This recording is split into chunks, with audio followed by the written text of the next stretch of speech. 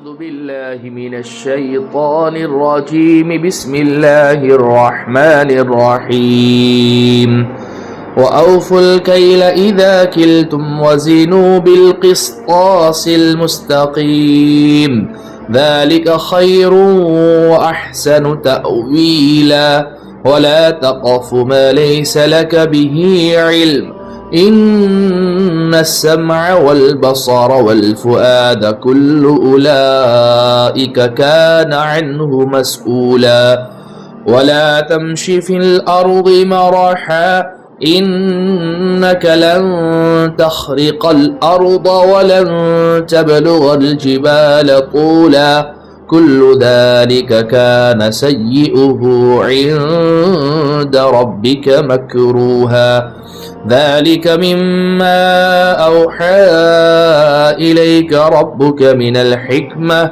ولا تجعل مع الله إلها آخر فتلقى في جهنم ملوما مدحورا أفأصفاكم ربكم بالبنين واتخذ من الملائكة إناثا إنكم لتقولون قولا عظيما میرے عزیز و پیارو بزرگو اللہ کے رسول پر ایمان رکھنے والے میرے دین عظیم بھائیو، یہ 6 آیتیں جن کی تلاوت ابھی آپ حضرات کے سامنے کی گئی سورہ بنی اسرائیل کے 4تھے رکوع کی 6 آیتیں ہیں۔ آیت نمبر 35، 36، 37، 38، 39 اور 40، اور ان آیات پر سورہ بنی اسرائیل کا 4تھا رکوع مکمل ہو رہا ہے۔ اللہ سبحانہ و تعالی نے جو ہے اس رکوع میں اور بلکہ اس سے پہلے ہی اپنی توحید کو بیان کرنے کے بعد حقوق العباد کا بیان فرمایا تھا۔ اس کے بعد اللہ سبحانہ و تعالی نے اسی تعلق سے کچھ باتیں اور تفصیل کے ساتھ بیان فرمائی ہے کہ ناپ تول میں کمی نہیں کرنی چاہیے، یہ ناپ تول میں کمی کرنا یہ بڑا بھاری گناہ ہے، اور جو ہے کسی چیز کی تحقیق آپ کے پاس نہ ہو تو بغیر تحقیق کے اس میں اس کے اوپر فتویٰ لگا دینا، اور اسی طریقے سے جو ہے بغیر کسی تحقیق کے اپنے کسی سے بدظن ہو جانا اور زمین میں تکبر کر کے چلنا، یہ سب ساری چیزیں ایسی ہیں نا جو اللہ سبحانہ و تعالیٰ کے نزدیک ناپسندیدہ ہے۔ انہیں چیزوں کو تفصیل کے ساتھ اللہ سبحانہ و تعالیٰ نے بیان فرمایا ہے۔ چنانچہ باری تبارک و تعالیٰ ارشاد فرماتے ہیں وَأَوْفُوا الْكَيْلَ إِذَا كِلْتُمْ وَزِنُوا بِالْقِسْطَاسِ الْمُسْتَقِيمِ ذَلِكَ خَيْرٌ وَأَحْسَنُ تَأْوِيلًا، اور جب کسی کو کوئی چیز پیمانے سے ناپ کر دو تو پورا ناپو، اور تولنے کے لیے صحیح ترازو استعمال کرو، یہی طریقہ درست ہے اور اسی کا انجام بہتر ہے۔ ناپ تول میں کمی نہیں کرنی چاہیے، بلکہ ہونا یہ چاہیے کہ کچھ زیادہ ہم دیں تاکہ کسی کا حق ہمارے اوپر نہ رہے، اور ہم جو ہے دیکھیے اگر کوئی انسان ناپ تول میں کمی کرتا ہے اس سے وہ کتنا مالدار ہو جائے گا، یا کیا وہ اپنی دنیا بنا لے گا اس سے، یا مطلب جو ہے وہ کوئی اچھا کام کر رہا ہے، آخرت بھی خراب ہو جائے گی، دنیا بھی تباہ ہو جائے گی۔ یہ حرکت جو ہے کئی ساری بلاؤں وباؤں کو اپنے ساتھ لے کر آئے گی۔ اور ایک قوم ہے قوم شعیب علیہ السلام کی قوم، ان کا جرم کیا تھا؟ ڈاکہ زنی کرنا اور ناپ تول میں کمی کرنا۔ اسی گھٹیا عمل کی بنیاد پر اللہ سبحانہ و تعالیٰ نے انہیں تباہ و برباد کر دیا۔ آپ دیکھیے جگہ جگہ قرآن میں اللہ سبحانہ و تعالیٰ نے ان کا بیان فرمایا ہے۔ تو جو ہے ناپ تول میں کمی نہیں کرنی چاہیے، بلکہ اگر آپ برکت چاہتے ہو تو جو ہے نا آپ جو ہے جب کسی کو تول کر کیل کر کے ناپ کر کے وزن کر کے دے رہے تو تھوڑا سا ایکسٹرا دو، اللہ سبحانہ و تعالیٰ ایسی برکت عطا فرمائیں گے کہ تمہیں سر کھجانے کا موقع نصیب نہیں ہوگا۔ تو اس لیے فرمایا اور تولنے کے لیے صحیح ترازو استعمال کرو۔ آج کل دیکھتے ہیں نا ہم ڈنڈیاں مار دیتے ہیں یا پیچھے کچھ چپکا دیتے ہیں، یا پتہ نہیں نت نئے طریقے، بہت ساری ٹرکس ایسی ہے جو استعمال کر کے جو ہے ہم یوں سمجھتے ہیں کہ ہم نے اس سے تو سامنے والے سے تو پورے پیسے لیے اور اس کو کم مال دیا۔ ایسا نہیں ہونا چاہیے، ناپ تول کو پورا کر کے دینا چاہیے اور صحیح ترازو استعمال کرنا چاہیے۔ اللہ فرماتے ہیں یہی طریقہ درست ہے اور اسی کا انجام بہتر ہے۔ یعنی اگر اس کا مطلب یہ ہے کہ اگر ناپ تول میں کمی کرتے ہو یا صحیح ترازو استعمال نہیں کرتے ہو تو یہ بالکل غلط طریقہ ہے اور اس کا انجام بھی جو ہے بہتر نہیں ہے. وَلَا تَقْفُ مَا لَيْسَ لَكَ بِهِ عِلْمٌ إِنَّ السَّمْعَ وَالْبَصَرَ وَالْفُؤَادَ كُلُّ أُولَئِكَ كَانَ عَنْهُ مَسْئُولًا. اور جس بات کا تمہیں یقین نہ ہو اسے سچ سمجھ کر اس کے پیچھے مت پڑو. مثلا جب تک کسی شخص کے بارے میں شرعی دلیل سے کوئی جرم یا گناہ ثابت نہ ہو جائے اس وقت تک صرف شبہے کی بنیاد پر نہ اس کے خلاف سزا کی کارروائی جائز ہے اور نہ دل میں یہ یقین کر لینا جائز ہے کہ واقعی اس نے جرم یا گناہ کا ارتکاب کیا ہے. اس آیت کا ایک مطلب یہ بھی بیان کیا گیا ہے کہ جن باتوں کا نہ یقینی علم حاصل ہے اور نہ ایسے علم پر دنیا اور آخرت کا کوئی کام موقوف ہے، بلا وجہ ایسی چیزوں کی تحقیق اور جستجو میں پڑھنا بھی جائز نہیں ہے کہ جس کی تحقیق سامنے آنے کے بعد جو ہے تمہیں کوئی دنیا کا فائدہ ہو نہ آخرت کا فائدہ ہو.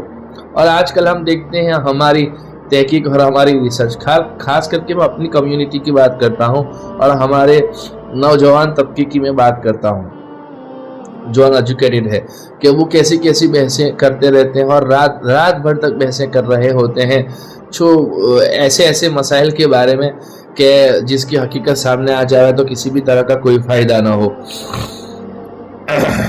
اللہ فرماتے ہیں یقین رکھو کہ کان، آنکھ اور دل سب کے بارے میں تم سے سوال ہوگا. اگر شرعی دلیل کے بغیر کوئی شخص دوسرے کے بارے میں یقین کر کے بیٹھ جائے کہ اس نے فلاں گناہ کا ارتکاب کیا ہے تو یہ دل کا گناہ ہے اور اس سے آخرت میں باز پرس ہوگی. وَلَا تَمْشِ فِي الْأَرْضِ مَرَحًا إِنَّكَ لَن تَخْرِقَ الْأَرْضَ وَلَن تَبْلُغَ الْجِبَالَ طُولًا. اور زمین پر اکڑ کر مت چلو، زمین پر اکڑ کر مت چلو، زمین پر اکڑ کر مت چلو. نہ تم زمین کو پھاڑ سکتے ہو اور نہ بلندی میں پہاڑوں کو پہنچ سکتے ہو. اکڑ کر چلنے کے لیے ایک تو کچھ لوگ زمین پر زور سے پاؤں مار کر چلتے ہیں، دوسرے سینہ تان کر چلنے کی کوشش کی جاتی ہے. پہلی صورت کے لیے کہا گیا ہے کہ پاؤں چاہے کتنے زور سے مار لو تم زمین کو پھاڑ نہیں سکتے، اور دوسری صورت کے لیے فرمایا گیا ہے کہ سینہ تان کر اپنا قد اونچا کرنے کی کتنی ہی کوشش کر لو تمہاری لمبائی پہاڑوں سے زیادہ نہیں ہو سکتی. اور اگر لمبا قد ہی فضیلت اور بڑائی کا معیار ہوتا تو پہاڑوں کو تم سے افضل ہونا چاہیے تھا. تمہارے اندر تو انکساری عاجزی ہونی چاہیے، تمہارے اندر وہ اوصاف اور صفات اللہ نے پیدا کی ہے کہ اگر تم ان صفات کو محنت کر کے اپنے اندر اپناؤ تو پھر جو ہے اسی وجہ سے تو تم افضل ہو، اشرف ہو. تو تکبر اللہ کو پسند نہیں ہے. اترا کر چلنا، گھمنڈ کے ساتھ چلنا، سینہ تان کر چلنا اللہ کے نبی علیہ الصلوۃ والسلام کی چال کے متعلق آتا ہے کہ خشک پتوں پر بھی آپ پاؤں رکھے تو آواز نہ آئے. کل ذالک کان سیئہ عند ربک مکروہا.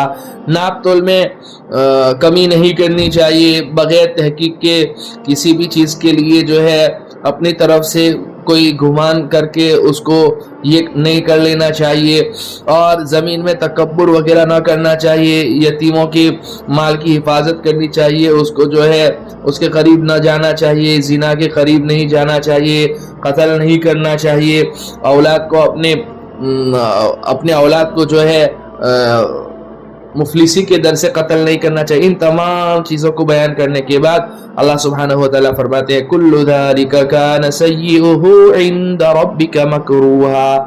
یہ سارے کے سارے برے کام ایسے ہیں جو تمہارے پروردگار کو بالکل ناپسند ہے.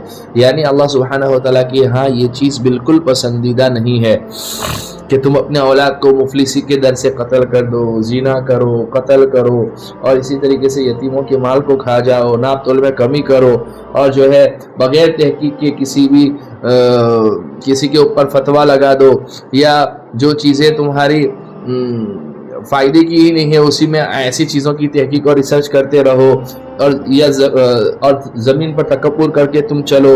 یہ سب ساری چیزیں ایسی ہیں جو اللہ کو بالکل پسند نہیں ہے. ذالک مما اوحى الیک ربک من الحکمہ ولا تجعل مع اللہ الہا آخر فتلقى فی جہنم ملوما مدحورا. اے پیغمبر صلی اللہ علیہ وسلم یہ وہ حکمت کی باتیں ہیں جو تمہارے پروردگار نے تم پر وحی کے ذریعے پہنچائی ہے، اور انسان اللہ کے ساتھ کسی اور کو معبود نہ بنا، ورنہ تجھے ملامت کر کے دھکے دے کر دوزخ میں پھینک دیا جائے گا۔ اور اللہ ہماری اس سے حفاظت فرماوے۔ اللہ اس کے ساتھ کسی کو شریک کرنے سے اللہ ہماری حفاظت فرمائے۔ اللہ ایک ہی ہے، وہی خالق ہے، وہی مالک ہے، وہی رازق ہے، اور یہ سب ساری باتیں اللہ سبحانہ و تعالی ہمارے لیے اس لیے بیان فرمائی ہے تاکہ جو ہے، اور یہ کتنا بڑا احسان ہے کہ یہ حکمت بھری ساری باتیں اللہ سبحانہ و تعالی نے وحی کے ذریعے ہمیں بتلائی ہے کہ اپنے معاشرے کو درست کرنا ہے اور جو ہے مثالی معاشرہ بنانا ہے، تو اپنے معاشرے سے یہ ساری گندگیاں اور برائیاں ختم کرو۔ اور سب سے بڑی خرابی تو یہ ہے کہ اللہ کے ساتھ ہم شرک کریں، یا اللہ کے علاوہ اور کسی کو اپنا معبود بنائیں، یا یہ کہ جو ہے اللہ کے وجود کا ہی انکار کر دیں، یا یوں کہتے ہیں کہ دنیا ایسے ہی بن گئی ہے۔ اللہ ہماری سے حفاظت فرمائے۔ اگر ایسا کریں گے تو جہنم میں دھکے دے کر پھینک دیا جائے گا۔ افاصفاکم ربکم بالبنین واتخذ من الملائکۃ اناثا انکم لتقولون قولا عظیما، بھلا کیا تمہارے رب نے تمہیں تو بیٹے دینے کے لیے چن لیا ہے اور خود اپنے لیے فرشتوں کو بیٹیاں بنا لیا ہے۔ حقیقت یہ ہے کہ تم لوگ بڑی سنگین بات کہہ رہے ہو۔ پیچھے کئی مرتبہ گزرا ہے کہ مشرکین عرب فرشتوں کو خدا کی بیٹیاں کہا کرتے تھے، حالانکہ خود اپنے لیے بیٹیوں کی پیدائش کو وہ بہت برا سمجھتے تھے اور اپنے لیے ہمیشہ بیٹوں کی تمنا کیا کرتے تھے۔ اللہ تعالیٰ فرماتے ہیں کہ یہ عجیب معاملہ ہے کہ تمہارے خیال کے مطابق تمہیں تو اللہ تعالیٰ نے بیٹے دینے کے لیے چن لیا ہے اور خود بیٹیاں رکھی ہے جو تمہارے خیال کے مطابق باپ کے لیے باعث عار ہوا کرتی ہے۔ تو اپنے لیے تو بیٹوں کا سلیکشن اور اللہ سبحانہ و تعالیٰ کے لیے نعوذ باللہ بیٹیوں کا سلیکشن، حالانکہ اللہ کی نہ بیٹے ہیں نہ بیٹیاں ہیں۔ لم یلد ولم یولد، وہ تو ذات ہے، اس کا تو کوئی ہم پلہ ہی نہیں، وہ ایسے احد ہے کہ اس کا کوئی ثانی نہیں ہے، اور وہ ایسے الصمد ہے کہ ہم سب کو اس کی ضرورت ہے، اس کو کسی کی ضرورت نہیں ہے۔ نہ اللہ کسی کی اولاد ہے، نہ کوئی اللہ کی اولاد ہے، اور اس جیسا تو کوئی ہے ہی نہیں، اس جیسا تو کوئی ہے ہی نہیں۔ تو اللہ فرماتا انکم لتقولون قولا عظیما، تم لوگ بڑی سنگین بات کہہ رہے ہو۔ یہ بہت بڑا بھاری بہتان ہے اللہ سبحانہ و تعالیٰ پر کہ یہ یہود کہتے ہیں کہ عزیر اللہ کے بیٹے ہیں، عیسائی لوگ کہتے ہیں کہ عیسیٰ علیہ السلام اللہ کے بیٹے ہیں، اور یہ مشرکین مکہ کہا کرتے ہیں کہ فرشتہ اللہ کی بیٹیاں ہیں، حالانکہ اللہ سبحانہ و تعالیٰ کا نہ کوئی بیٹا ہے نہ بیٹیاں ہیں۔ اللہ سبحانہ و تعالیٰ اس سے بالکل پاک صاف ہے۔ تو بہرحال یہ یہاں پر جو ہے ان آیات پر، ان 6 آیاتوں پر جو ہے 40 آیتیں بھی ہو گئی اور 4 رکوع جو ہے سورہ بنی اسرائیل کے، اس کی تفسیر خلاصہ نچوڑ آپ لوگوں کے سامنے آ گیا۔